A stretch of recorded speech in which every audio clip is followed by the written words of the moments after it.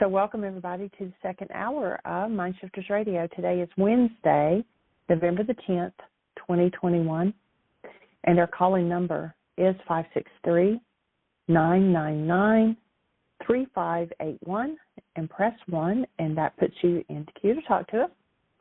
We'd love to hear your comments and questions because that makes this your show.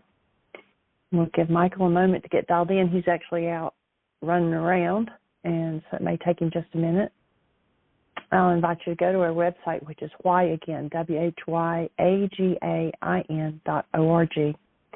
And you can click on Start Here or scroll down and click the bullseye. They both take you to where you'll find all the tools that you need. And I'll remind everybody, too, that we are this Saturday, November the 13th, going to be doing the Mind Shifters and Still Point Breathing. And if you scroll a little bit further down to events, you will find the flyer on that.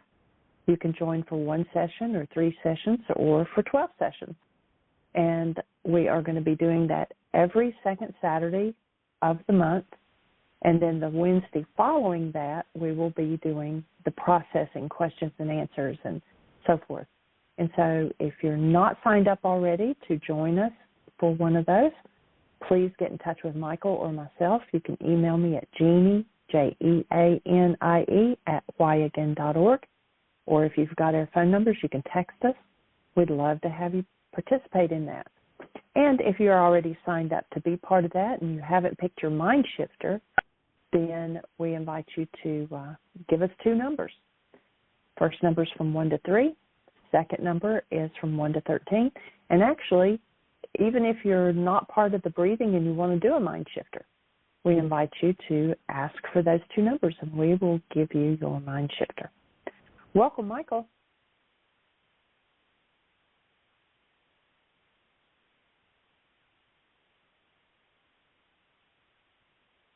And, Michael, if you're talking, we cannot hear you. I'm just simply mute challenged. It's an old game. So welcome, everybody. Absolutely gorgeous. 72, 73-degree day. The sun is bright. There's not one single cloud. Totally blue sky. Not one chemtrail in the sky. It's absolutely awesome. And I just came across a treasure trove of dry leaves that I'm collecting for our garden. So I'm out doing garden errands and delighted to be here to engage in this conversation about forgiveness. Ginny, I neglected to bring the book with me. And maybe if you wanted to read a couple of paragraphs, if you want to grab it, it's right beside my bed. We could do that. And beyond that, we're honored and delighted that you're here to participate in this conversation. I actually just finished listening to an interview that I did last year with a young Spanish lady who was asked us to be part of a conference, and we did a 1-hour interview. And I'm tomorrow at 11:11, tomorrow being November the 11th, 2021, at 11:11, I'm going to do another presentation for that same group. But if you go to my Facebook page, or Jeannie's Facebook page, you'll see an announcement about that, and in it is a link to last year's show. And I'll just say, go listen to it. It is one of the best presentations I've ever done. I mean, I've been listening to it as I've been collecting leaves, but my mind has just been boggled with each idea and how much we got into that tiny thing called 1 hour. So if you're ready to hear a really compact, complete presentation about forgiveness, including the how-to of it, go listen to that. Jump on my Facebook page, and if you're not connected with me on Facebook, my Facebook page name is JM underscore, as in Jeannie and Michael, JM underscore RYCE. JM underscore RYCE. And you'll see that that link to last year's presentation with this group, and tomorrow we're going to do another, and it's going to be live on Facebook. So there's also a link there on my Facebook page. Jean's got it on her page as well. It's on the Why Again page and the Forgiveness Doctor page and the Coverworth Manuscript page. So there's a link there, and if you want to listen to it live tomorrow, it'll actually start. Her opening will be at 11 o'clock, and then I'll begin at 11:11, which is, if you're not familiar with it, the moment at which armistice was signed. And so we're going to spend some time honoring those who've given their lives in the futile pursuit of world peace through war. And the ego's insane game will do that forever until we wake up to who we are and start to apply forgiveness. And so we'll step into that conversation tomorrow. And in the meantime, Miss Jeannie, do you have anybody out there in the phone queue with a hand up or anything happening in the chat room? No, it's all quiet here, and I'm assuming where you made the last mark is where you stopped in the book? That's it. Yes, ma'am. Okay. Go for it. So I'll read a little bit of it. So this, if you're not familiar with it, we've been reading out of the Why Is This Happening to Me Again and What You Can Do About It. Still in the chapter on Waking from the Has-Been, which is the has, H-A-S-B-I-N, has-been, is our past, living out of the past. And so Michael's talking to a character named Richard. And Richard says, explain to me again what, quote, built into brain cells, unquote, means. Information has to be in your structure before your brain can turn it into a reality. Though information may be on a piece of paper, it is not available through your brain as a reality until it is in your brain cell structure. What we see, quote unquote, and when we see, is the image output from the mind, not what is in the world. Every image seen through the mind is internal to that mind. The physicists tell us that what goes on in the world of actuality is a whirling mass of energy moving in patterned ways. The eye cannot see. It is a frequency device that, as an antenna, tuned to certain frequencies that we call visible light spectrum. It brings those frequencies into the brain. The mind, a function of the brain cells firing, filters everything through its own content. Anything inconsistent with the content will be changed to conform to the internal belief system of the evidential device, the mind. Richard broke the chain of thought. I've noticed I'm not breathing, and I'm surprising myself at how often I don't. What surprises me most is that for as frequently as I hold my breath, I usually don't even know when I'm doing it. For something as basic as breathing, I would think I would be more aware of it when I'm not. He gasped, when I do breathe, Michael, all this information feels like overload. It feels like I can't grasp it. I feel stupid, he acknowledged. Good, I replied. Nice catch. What I hear is that you are noticing for yourself when unconsciousness surfaces, which usually means the has-been is having one of its conflicting realities challenged. Holding your breath tends to lock your awareness into the smallness of the mind of the past. Breathing opens the larger context of actuality and is one of the keys to dumping the has-been's contents when they are inaccurate or no longer useful. Still point breathing is a tool that we teach in our intensives to open and dump the limiting components of the has-been and do it at high speed. Let's look into the, quote, stupid, unquote, thought that has just surfaced. Who taught you were stupid? I asked. When a reality like this surfaces, if you stay conscious and keep breathing, it is your opportunity to forgive and to remove that reality from the has-been. Richard says, my dad always called me stupid. Are you saying that I took on the reality being stupid, and now as it surfaces, I have the chance to forgive and get rid of that reality in my mind, or to be run by it, which you call going unconscious? As I put this together with the evidential mind stuff that you explained earlier, it occurs to me that if I accept being stupid as my reality, my mind can only give me evidence of that, and I'll be stupid. Is that why being stupid has plagued me all my life? That's the way it works, I confirmed. Well, I'm changing that thought. I'm letting go of that idea now. I've been blocked by the reality of being stupid long enough. It has interfered with everything. It's been terrifying, almost like a dragon has been chasing me. Honest. That's what it feels like. Is this what was meant by the casting out of the demons? Richard asked. That's what it seems like to me. I bet that was the kind of thing they were referring to in the scriptures when they spoke of demons. It was getting free of the things that haunted us from out of the has-been. They were referring to this inner healing process, right? Exactly. Our disintegrative inner thought complexes are our demons, Richard. And I'll stop there. Yeah. Good stuff. Good stuff. And it occurs to me, most times when you get an email or you go to a site and they offer you something free, you got to look through 50 screens of information. You got to say no 20 times to 30 products and blah, blah, blah, blah, blah.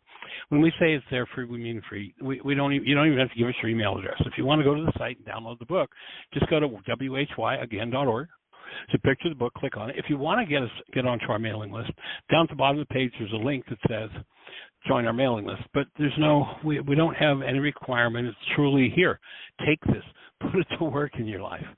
And I just, if that few paragraphs rattled anything in you, then please read the book. Now, we can't sell you one.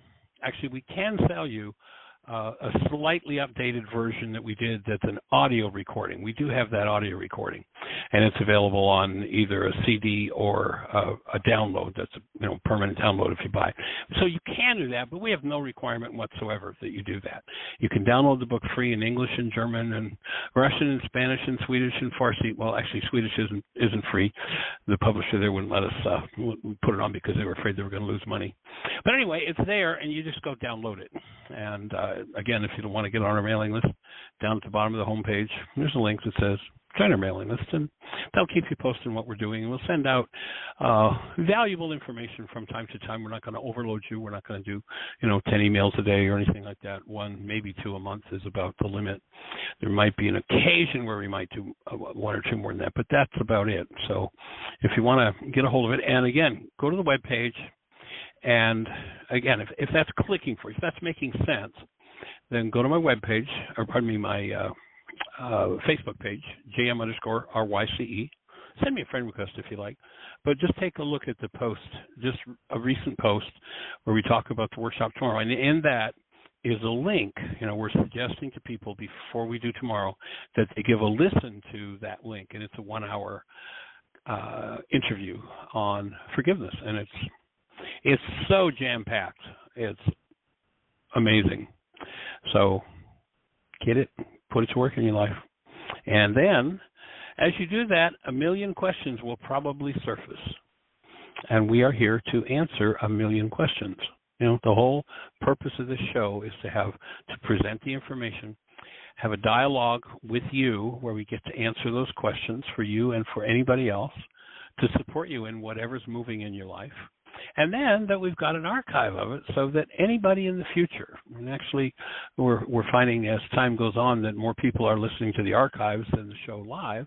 That's a growing thing. And so, all of these conversations are there for posterity, for anyone to access at any point in the future. And so put it to work in your life, please. It will change your generations. Literally. You can change your genes, and I don't mean the old dirty ones you're just out digging in the garden with. I mean, you can change your genetic structure if you're willing to develop the skill. Now, if you're not willing to develop the skill, if you're not interested in working with it, knowing about it can be helpful, but it's not the answer. It can be a starting point. My observation over the last 50 years of working with people is that it takes 5 to 10 years for people to start to get. And I mean 5 to 10 years of dedicated working with the tools to really get the kind of mind shift that means, now I've got it. And it's on such a depth that, sadly, at this stage at least, most people aren't willing to go. when we're traveling, when we're on the road, let's say we're doing a presentation for 100 people. Well, why is this happening to me again? And I'll suggest at the end of that workshop, it's usually I do it on a Sunday morning, and then I'll usually do a week of workshops following that in that same location. So on Sunday morning at the end of the workshop, I'll suggest do at least one worksheet a day, preferably do 5 worksheets a day for the next 40 days. And people are like, and how many are willing to do that? Oh, yeah, man, boy, I'm going to do it. And along about Wednesday, we'll do a Monday night workshop, then Tuesday. About Wednesday night, I'll say, and how many people did their 5 worksheets today? Out of 100, I'll be really delighted if people put their hands up. And I'll say how many did 4 worksheets? No hands go up. 3 worksheets, maybe 1 more hand goes up. 2 worksheets, 2 hands go up. 1 worksheet, 3 more hands go up. I consider that a really successful presentation. Because, and get what we're really inviting you to do, and when you understand this, it makes it a whole lot easier. We're inviting you to look into a Pandora's box. The Greeks told us, don't ever open Pandora's box. But here's what they didn't tell you. If you never open Pandora's box, which is your own unconscious, then your whole life looks like Pandora's box, the content.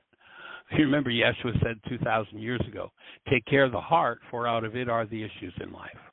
The heart is the unconscious. The heart is Pandora's box. You better open it, or your body and your life will be a shambles if, this is an if your generation's lives were shambles. Now, if you have generations that went through life with no conflict and no strife and no loss and no death, that means everybody in your bloodline is still alive, then don't worry about it. Don't do it because you've got no work to do. But if that's not true, then you've got work to do, just like all of us. And I'll say that it's share every once in a while to illustrate that point. Back several years ago, I bought a new computer, received it from the company and plugged it in, and it wouldn't work. So I called the company, and I don't even know how long hours we spent on the phone with technical support. Well, we apologize, Dr. Ryce. Just send it back to us. We'll fix it. So I sent it back, and they returned it to me, fixed, supposedly. And it had exactly the same problem. If I remember correctly, I did that twice, sent it back to them. And I have a friend, actually Michael J., my son, is a computer nerd. And when he was about 14, he decided what he wanted to do was learn computers. And a friend, student of mine in Kansas City, Graham Gibson, bless his heart, he's passed out of his body, had a computer school. So I arranged for Michael to go up there. And Michael J., being brought up at Heartland, where we've got 15 buildings and 17 acres, knew how to do everything. If it needed to be fixed, Michael J. knew how to do it. It was just, we had a fix-it man. Thank you, Fran Tyner, for your support all those years ago. And Michael J. became his shadow, and he learned how to do so much stuff. So Michael J. did an exchange with Graham for a room and board while he went to school. And Graham at that time ran about 4 or 5 different businesses. I mean, he was like the proverbial chicken with his head cut off, was always on go. And I hesitated to call him, but after 2 rounds of sending it back and 2 rounds or 3 rounds of technical support, I finally called Graham. I said, Graham, I don't know what to do. I've got a computer, and here's what it's doing. He said, well, okay, so turn it on and go to a C prompt and type in this string of commands.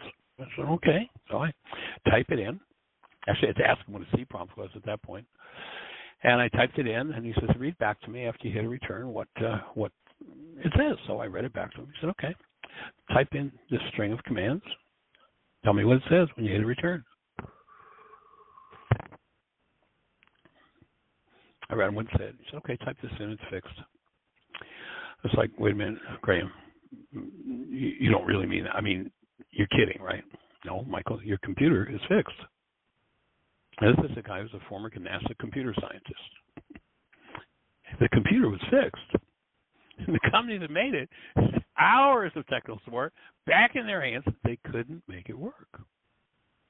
So now, what's the difference between one and the other? It's the skill level. It's how much time have you practiced with it?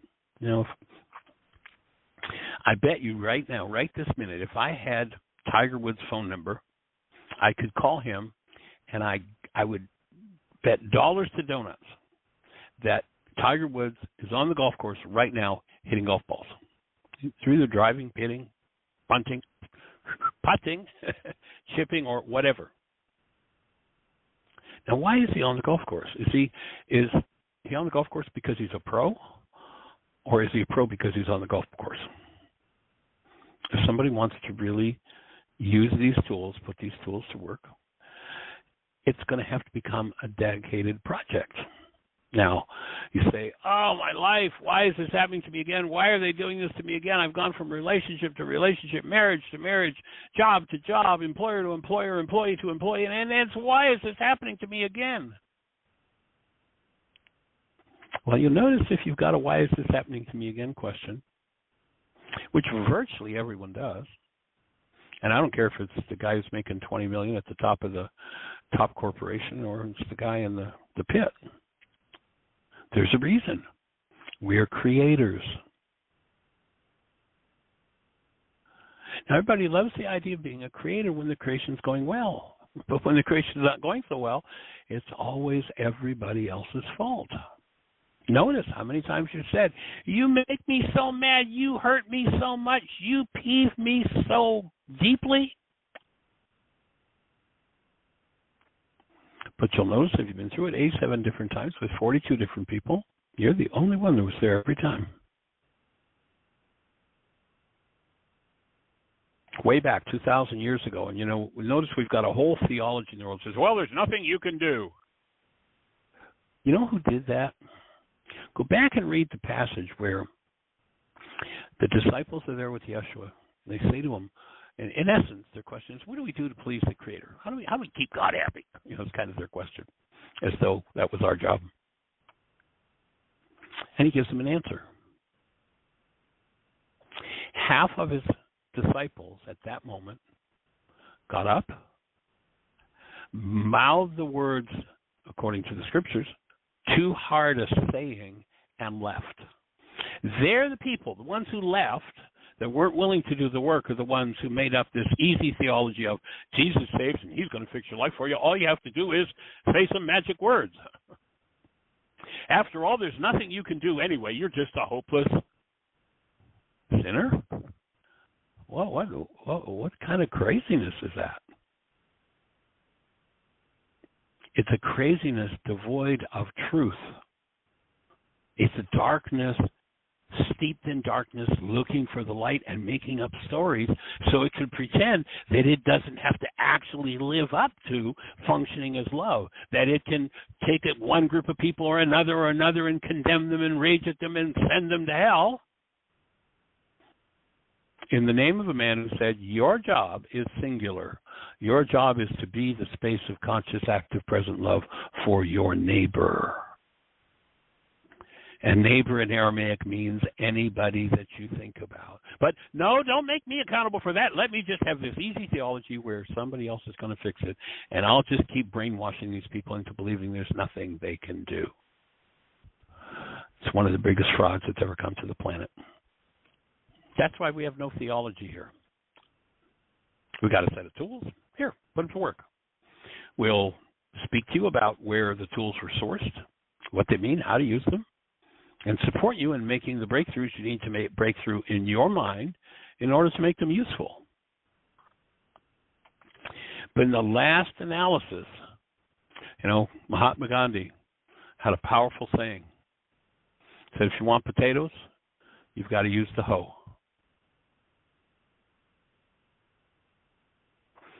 And he said that we must, in order to have a peaceful world, expose injustice. Sometimes people look at my Facebook page and say, Michael, why do you post that stuff? I thought your life was about forgiveness. Expose injustice. And the first injustice you need to expose is the one happening in your own mind, that you're doing to yourself, first and foremost. If you are not the space of conscious, active, present love for yourself, you have violated the first law, and nothing else you do matters. So you get that one on track. And as you take the tools, it will be easier and easier to put life on track as a human being. So that's what we're here to support and accomplish in the world. And we're honored and delighted that you're part of the process. So rather than the half of the disciples that left and never came back, said too hard a thing, don't make me look, don't make me deal with what's going on inside of me, let me keep pretending it's all everybody else's fault. We're from the half who said, okay, show us what we need to do. And the number one thing he said you needed to do was to function as love and then forgive. Everything in you that is less than love has to be removed. And forgiveness is removal. Forgiveness has nothing to do with letting somebody else off the hook. And Jeannie, I don't think I sent you the new Mind Shifters, did I?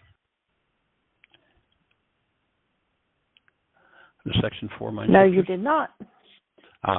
So if anybody called and wanted one, they're actually in my computer, so you don't actually have them. So we can't really give them to people today. I don't have them either. But we'll have them tomorrow. But we can give them the 1 to 3. 1 to 3, yeah. Yeah, pick a number from 1 to 3 and then a number, second one, that pops into your head from 1 to 13. And call in. Let's give you a mind shifter. And a mind shifter is a thought. Here's the definition of it. It's a thought about an issue in your life around which you have negative thoughts, and it's the opportunity to process, surface, and release the negative thoughts. So the opportunity to throw out the disintegrative creative process that, if you're engaging in it, you don't need to be engaging in anymore.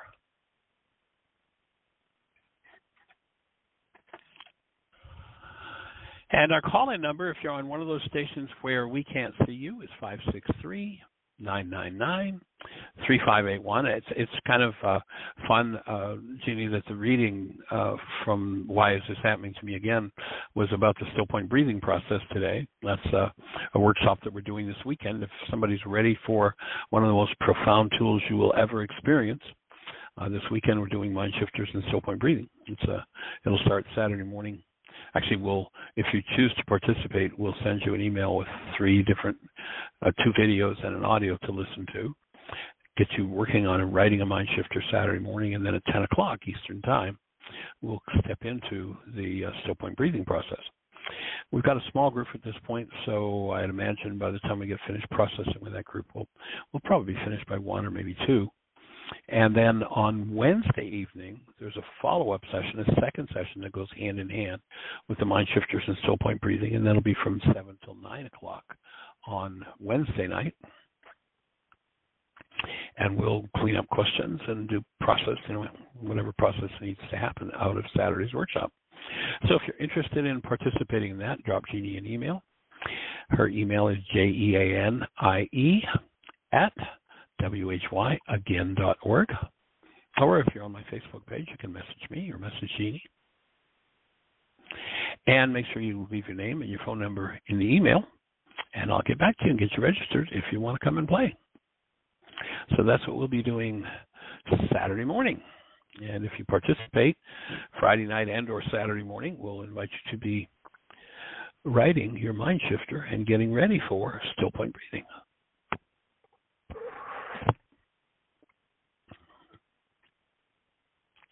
So, Miss Jeannie, do we have anybody out there in the phone queue with a hand up or anything happening in the chat room? No, it is all quiet. All quiet, we just had a hand go up. Oh, we just had a hand go up. Area code 904, you're on the air. Is this Dusty? Yes, it is. Hi. Can you hear me okay? You're loud and clear, sir. Welcome. Oh, great. Yes. Aloha, you two, and everybody listening. I appreciate this program a lot. Aloha. Yeah, and what Jeannie opened up with, it reminded me of a question I wanted to ask you yesterday, but at the end of your program, it was too late. And it had to do with, I can't remember the words you used, but they were good. It was in passing that things aren't outside your mind and your brain; they're inside, and something like that. And I saw something the day before on TV, and I don't know if I can't really, I think it was a little grandiose, but they said there were more connections in the brain than there were particles in the universe. And I go, oh, yeah, I'd like to meet the guy that counted all those. And but nonetheless, you've made some reference to something inside and all those connections, and I wonder if you could speak to that in any how-tos along the way. Well, I certainly, have never sat down and run my finger over them to count them, but I actually several years ago did work with an ophthalmologist in Florida, and he had developed a method. And unfortunately, he's passed now, but he developed a method for pointing light into the pupil and stimulating parts of the brain from the pupil. And that was exactly his take as an ophthalmologist. And I don't know where he got the science on it, but that's literally what he would say is there are more connections possible in one human brain than there are molecules in the known universe. Oh, that's a lot of molecules. I mean, you think about the number of grains of sand on a beach, and they're not molecules. They're just huge, monstrous grains of sand compared to a molecule. I don't know how many molecules are in a grain of sand, probably a couple 100 billion. But yeah, and the other thing you would say, 80% of them are visual. That's why when you do meditation, that's why when we do still point, we ask people to close their eyes, because the brain will just keep going and going and going. That's one of the reasons when we do still point breathing, we invite people to breathe through the mouth, because when you breathe through the nose, it oxygenates, pulls oxygen right up into the brain and keeps the brain active. We want that sucker to shut up. We want it to get quiet so we can get into something other than perception and constructs of the mind. Right. But 80% of them, so, if you want to move inside and you want to get rid of the distraction, one of the first things you need to do is close your eyes, because that just through resonance, information just keeps popping, because so many of those connections are tied to the visual receptor. Okay. I mean, it's staggering to think that there's that many potential connections in the brain, and my golly, we ought to all be just teachers. And I know that it takes work, but I wonder if you have any thoughts on how, other than what you just said, on how any connections, any ideas along that line. Well, if you talk to a modern-day psychologist, they'll tell you that 90 to 95% of the thoughts, the mental action that goes on in your brain and your body are unconscious. And my offering is that it's unnatural for a human being to have an unconscious. And, it's like we've shut off. If 90% of what's going on is unconscious, then we've shut off 90% of the capacity of what should be conscious awareness. And we've shut that down because it's become an habituated pattern that's been brainwashed into us by the generations. And how do you shut it down the most efficiently? You blame somebody else for the products it's producing, for your perception. You made me mad, you made me sad, you made me afraid, you hurt me, that upset me, they disturbed me. That's all dissociative language. All of that means that when I use that language about anything, whatever's related to that in my mind, I'm literally putting it beneath this veil of the temple, this barrier between the subconscious and the unconscious. You go back to Yeshua 2,000 years ago, and he said the veil of the temple must be rent in twain. And he wasn't talking about a purple curtain in a church. He was talking about the barrier between the subconscious and the unconscious. And when we do that, we get to be restored to our full power. Otherwise, we're hobbling around with, maybe 2%, maybe 3%, perhaps 5%. The odd average genius, maybe 10%, but the rest of it's shut down. And it's a generational pattern that needs to be overcome. You go back, and it is that shutting down is the cause of death, because what we shut down are the things we don't want to deal with, the things that are disintegrative energy.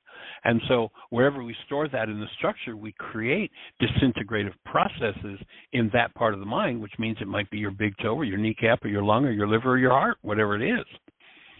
And so we want to reopen that. We want to open that veil and overcome that tendency. And if you go to Revelations, there's a pretty monstrous promise, just gigantic promise.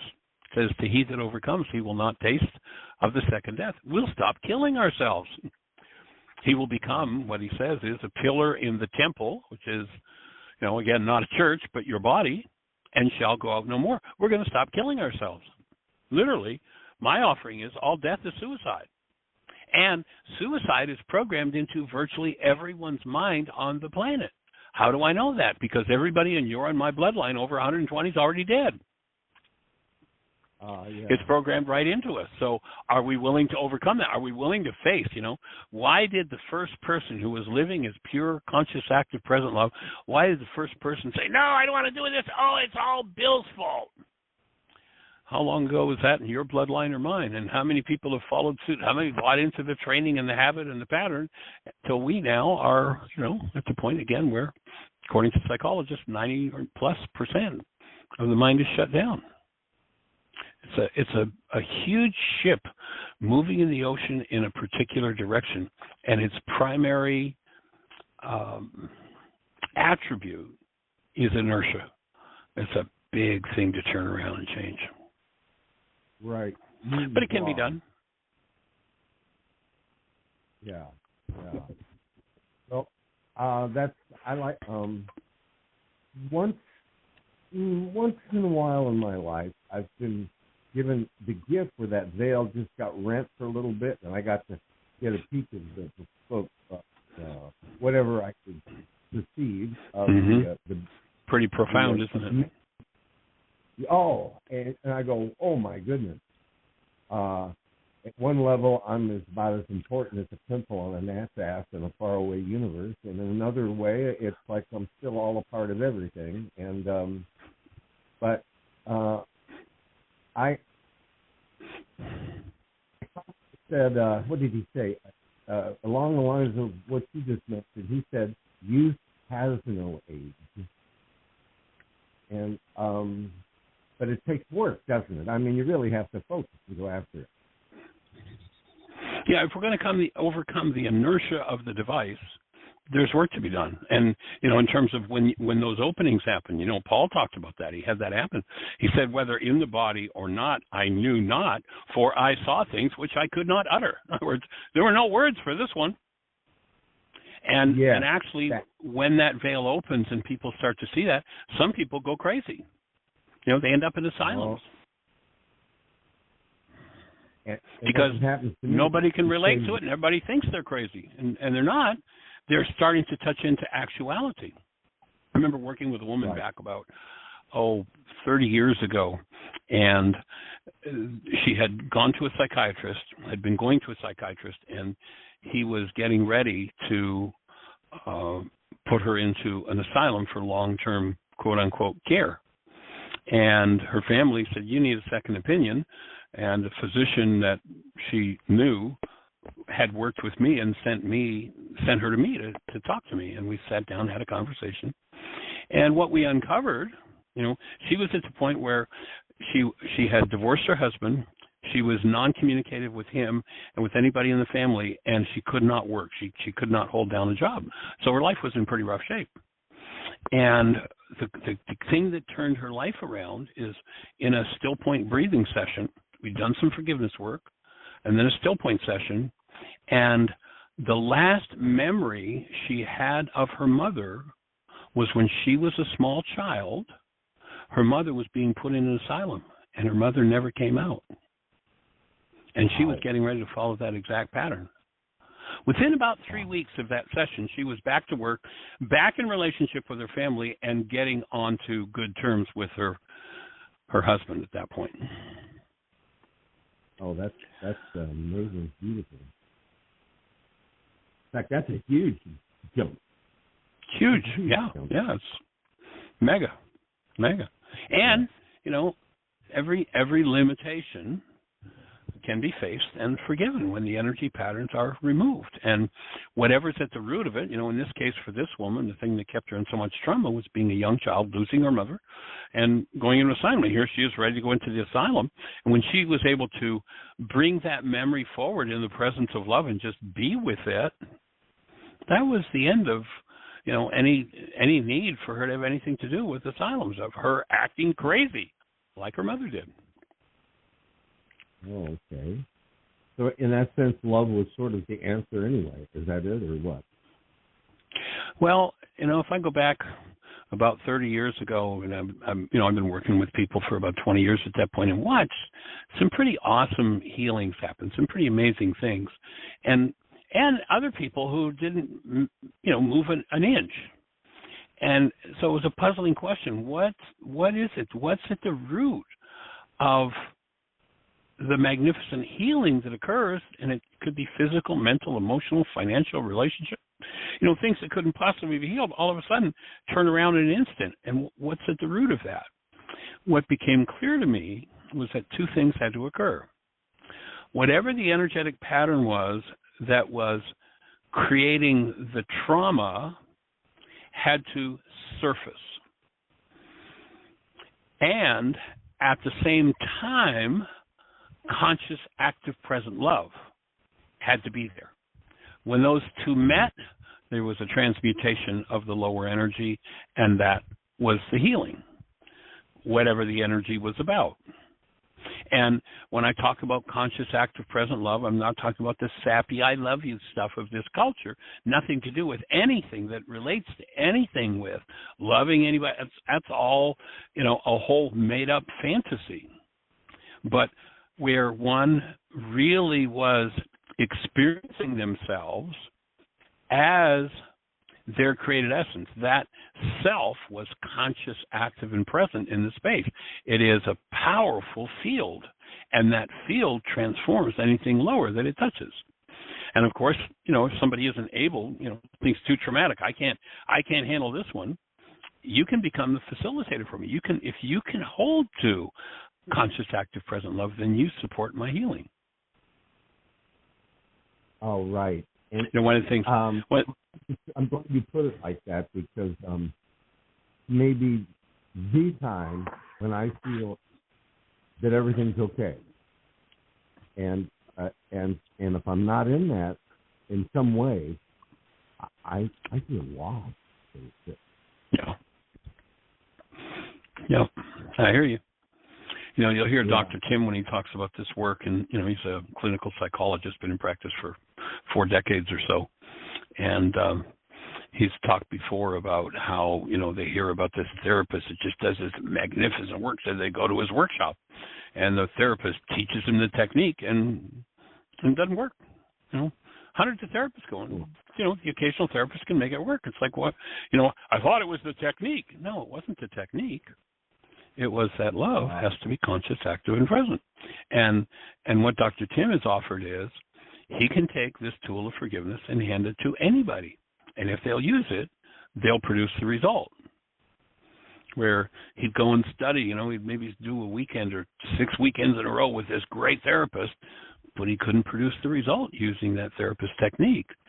And, my take would be it was the active, present love of the therapist that created the healing. And you can't teach that to somebody. You can give them tools, and if they practice, they'll become that, because it's our true nature. It's what we're created out of and created to be. And the tool of forgiveness, if people will follow that worksheet, they will develop the skill of, they'll uncover themselves as conscious, active, present love, and develop the skill to process themselves. And we define processing as the ability to keep love conscious, active, and present when something less than love comes up. Boy, the first law. There we are. You got me on that one. That's the bottom line of all of it. Yeah, and thank you very much. Honored and delighted. All right. Anything else on your mind today, sir? Well, Well, I've got a friend from out of town that I've known since before I met you way back when, and he and I've been in contact through the years. We play music, and you can hook with him a little later. But as far as what's going on, yeah, just that. I've been really focusing on how to stay present, and I because I broke my leg very badly when I was 19. It finally caught up to me about 4 or 5 years ago, and my lumbar has fatigue. And if I walk consciously from one end of the house to the other, any kind of movement, as long as I'm conscious, I do the whole Aikido thing. Everything's great. But if I go unconscious, and I get mad at myself because I'll find myself stomping from one end of the room to the other to get something I forgot or something. I will hurt that, and only by staying conscious within myself does anything work well. My offering would be, no, I don't believe that you hurt that. My offering would be that you're experiencing what anger does to your tissue structure. You're experiencing the assault you're doing to yourself by allowing anger to move in your structure. And wherever the weak points are in the structure, that's where the assault of anger will tend to show up in someone's structure. So one person it's back pain, another person it's headaches, another person it's gut disturbance, whatever. Right. I hear what you're saying. So forgive your anger. When anger comes up, that's the time for a worksheet, and literally remove the capacity for anger from your structure, and whatever that dis-ease energy is doing to your structure, it will heal. It will change the vibratory energy in the tissue and bring about healing. Okay, I really never looked at it as anger, more as I don't know. It's just I'm disappointed at myself, but nonetheless, that's a real good point, and I'm going to incorporate that. And, well, let me share what my clue was. Okay. When you said I stomp, that's not disappointment. Yeah, stomp is pretty from one end of the house to the other were your words. It's a little more than just disappointment. It's right, and the mind doesn't want to look at that stuff, so. And I know I use the word stomp, and that just means I sometimes overuse a word, but I suppose in a way it was a stomp, but it was and I appreciate that.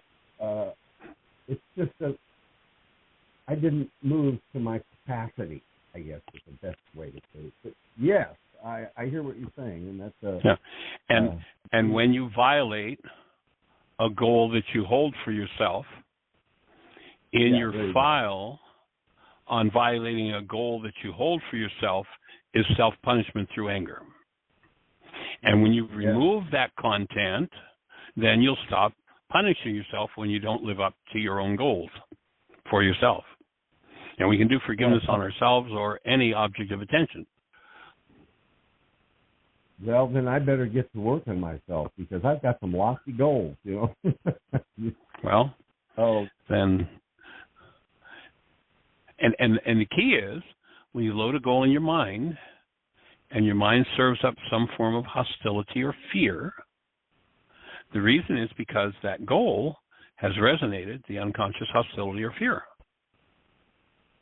And so if hostility or fear becomes part of the construct of your mind, the goal is the driver for what's going to be used. Your goal selects which data is going to be used to build your perceptual construct. And if your perceptual construct contains some form of hostility or fear, then the goal recruited. It's just like the football recruiter. He goes to the high school and he watches the kids play and he recruits the ones that fit for what he wants to accomplish.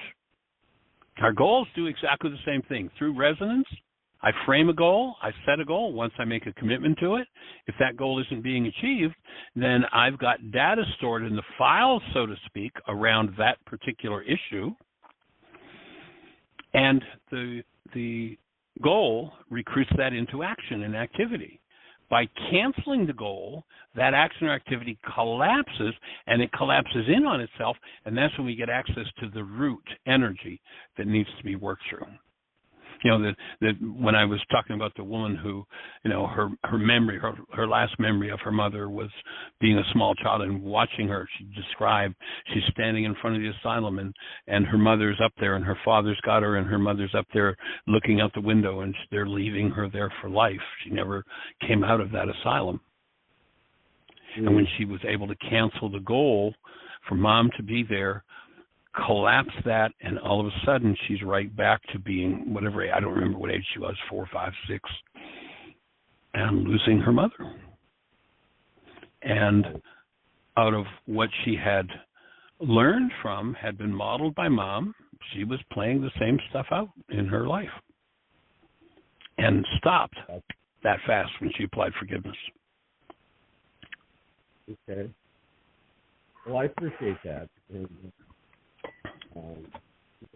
ruminate on that more, because I was over twice my dad was when he died, and I'm older than my mother was, and well over twice the age of my father. So I'm fortunate there. So I have an invitation.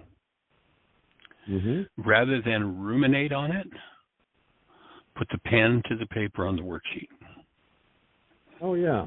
Okay, good idea. Yeah, that's what will move. Mahalo. Okay, I get it. Mahalo, my friend. Mahalo. Yes. All right. And thank you for reading that, Jean.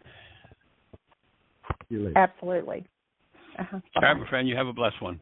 Lots of love. Okay, we're down to so we're 7 down minutes. to 7 minutes. Well, we've got time for another good conversation. Who's out there that we can support? What's on your mind? Press 1. Our call-in number, 563-999-3581. And, you know, if this work is supporting you and making sense to you and shifting and changing your life, then empower us to take it to deeper and deeper and wider circles of people by going to our website. On the bottom there's a donate button, and you know, whatever from your financial circumstances looks like support. If appropriate, you know, drop us some support. You know, you'll notice we don't have commercials in this radio show. We pay to do the show. We don't get paid. We don't have sponsors. We could go out and get sponsors, but it's not what we're about. We're about making the tools available. So if it's supporting you, and we invite you to support us too, you know, a monthly or a one-time, or, you know, 50 cents or $500,000. I don't care what it is, but about the only limit at this point. If somebody handed us $500,000, we could take several projects forward and be through that $500,000, strictly expanding the work within a year. And so, aside from a fairly simple and inexpensive lifestyle, everything that comes into this work goes into how do we make it available to wider and wider circles of people. So if you're out there in listener land, our call-in number, if you're on one of those stations where we can't see you, is 563-999-3581. Dial that number. You'll be listening to the show. Push 1, and we'll have a conversation. The switchboard just flickered, and I'm not sure that she hit 1 again, but Susan, I'm going to turn your mic on. Did you press 1 again? I didn't, but hello, everybody. Hi. Well, hey there, young lady. We haven't heard your voice in a while. I know. How's number one grandson doing? How's Jacob? Jacob, he is at a facility in California. He's now graduated from phase 1, which is a very intense inpatient thing where they work on addiction and mental health issues. And I think I had told you about that. And they have him on probably 5 different psychotropic medications. he feels and believes that he needs medications to be okay, which Right. his father is that way too. His father takes a pill for just about everything. So children learn what they live. Yeah, he's gone to the second phase, which is a halfway house about 15 minutes away, and he's liking it. And they're doing 2 groups a day. He sees a psychiatrist once a week, a counselor twice a week. They go on little trips to the shore or Nice. to Barnes and Noble or whatever. He's sounding like himself, and we are now, once again, his designated third step down. He will come back to us, and we need to, maybe we can get him on the radio show at that point. I had talked to you about that before. I'm not sure about that. They have a lot of suggestions about what he should be doing when he gets here. And so I don't have anything to say more about him, but I've been doing my own work because I've had very serious, bad knots in my back. And I know it's because even though I'm doing the work mentally and emotionally and been pretty well, something's happening below my consciousness and it's going into my muscles.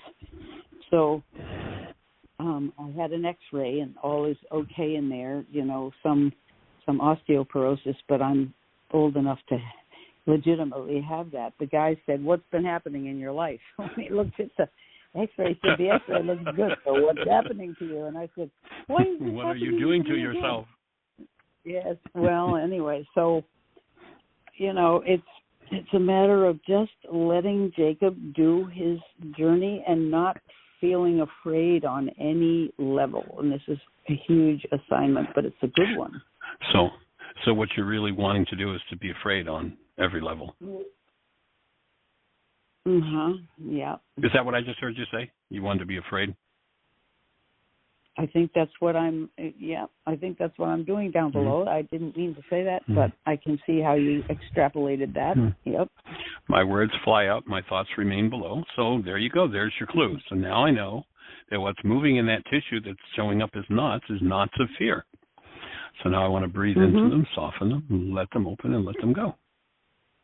And I have a plan to get an email to you this afternoon with the Mind Shifters, the 4th section of Mind Shifters. So I'll get that to you, and we're breathing at 10 o'clock on Saturday morning. So hopefully you and Tim will be able to be there. Thanks for the invitation. We could. I've even composed a text to you with my numbers already. I'll send it to Jeannie right now. Yeah, send it to Jeannie right now. Did you go from 1 to 3 or 1 to 4? I went from 1 to 3 and then 1 to 13. Okay. But my numbers are 2 and 12. 212. Yeah. Do you have that list in front of you, Jeannie? We're down to about 60 seconds. No, but I'll send it to her. Cool. Oh, great. Thank you. All right, everybody. Thank you. I'd like to say hello to everyone and have the best year yet of your eternal life. It's an awesome gift to give the world, and blessings.